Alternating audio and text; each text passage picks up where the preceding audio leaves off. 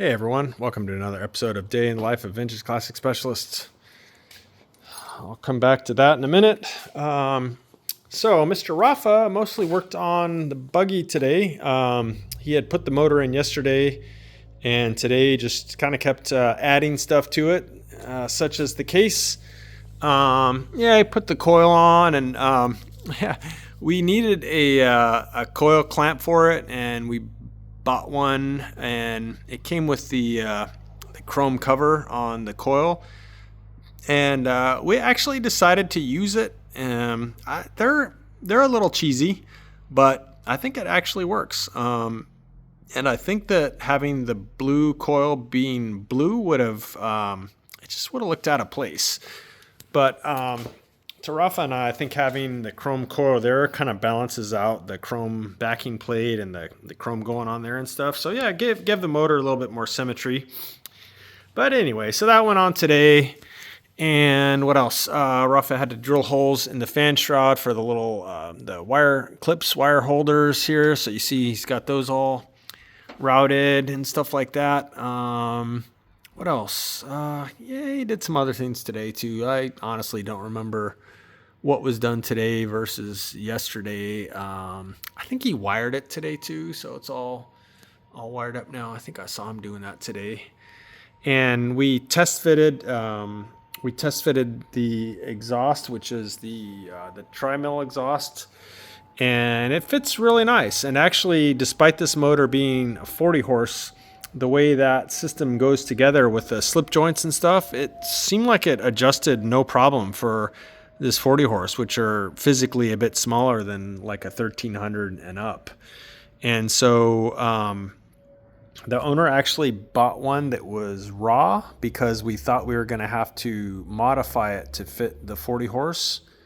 So they advised him to go ahead and buy a raw one because, we thought we were going to have to slice and dice it.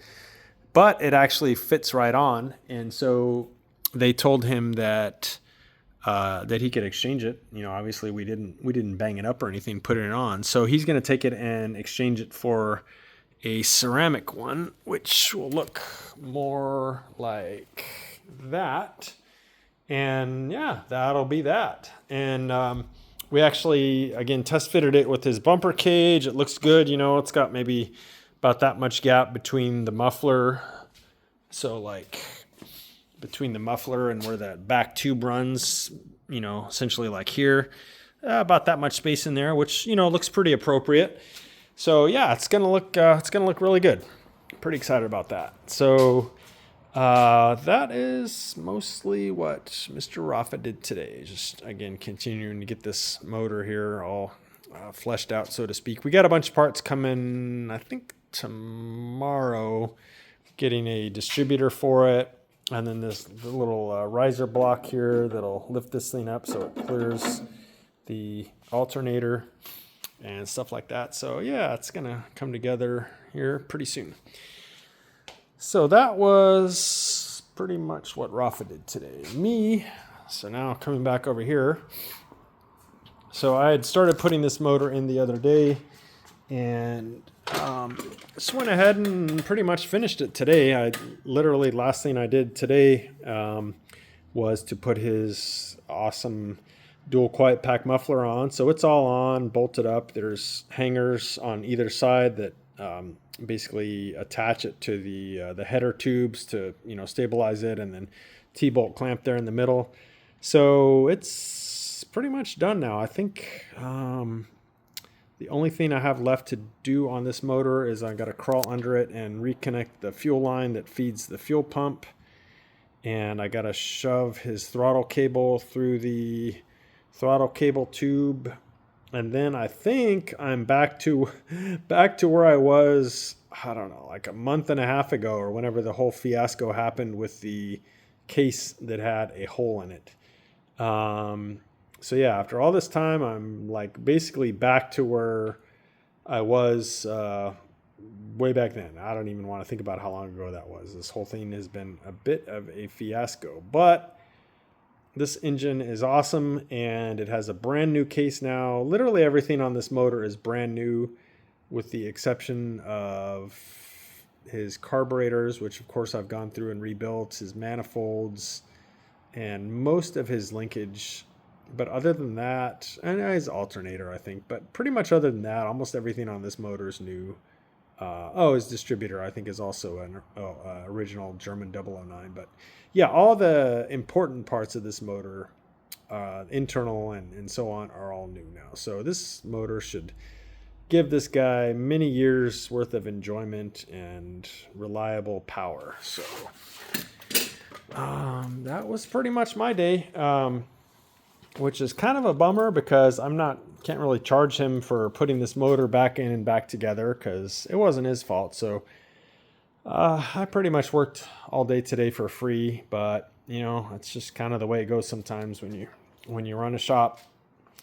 So that's a bummer, but you know what? I decided to just power through it, and now at least it's to the point where any work I do will be, new work that's not redoing old work. So I'm going to start billing for it here. So I think the only other thing that happened today, and I know some of you love this car, so I'm just going to wander back here, is that Jacob went ahead and adjusted the valves on the 3/4 side of the car. So valves are all adjusted now. I think he also, he went ahead and put motor oil in it. So this car I think his motor is pretty much done now. So again, I did do the cam brake in, and then we changed the oil, adjust the valves. I still need to get the sticker, which I think we have for his air cleaner. There's air cleaners right there. And I need to make a little bushing for it, for the little flapper on the air cleaner. I'll show you guys that after I make it. And yeah, I think I mentioned this guy does want us to powder coat and paint his wheels and put on some 1-inch white walls. So got to get on that pretty soon. But anyway, I know a lot of you guys really love this car. I love it too. It's a really bitchin' car. So it's getting a little bit of love here and there. So that is actually it for today, guys. So a little bit of a short episode today, but hope you guys enjoyed it, and we'll see you again tomorrow. Thanks for watching. Bye.